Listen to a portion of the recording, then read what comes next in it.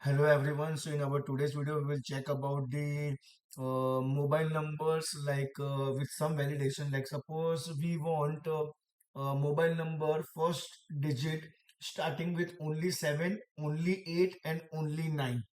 We don't want other numbers. And here we have some dummy data. Okay. Where some numbers are starting with 6, 5, 7, 1, 8, 2, 8 and 9.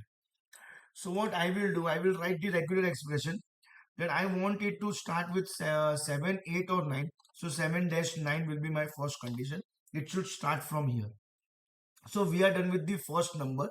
So now in mobile number, we have total 10 numbers. So remaining 9 numbers also are digits. So I will write slash D.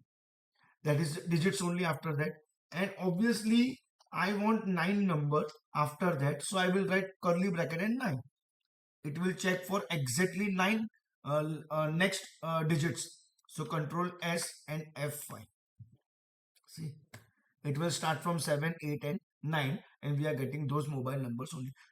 So it is very easy to write the regular expression for anything like URL, email ID, mobile number, or it can be anything or any cases actually. Thank you everyone.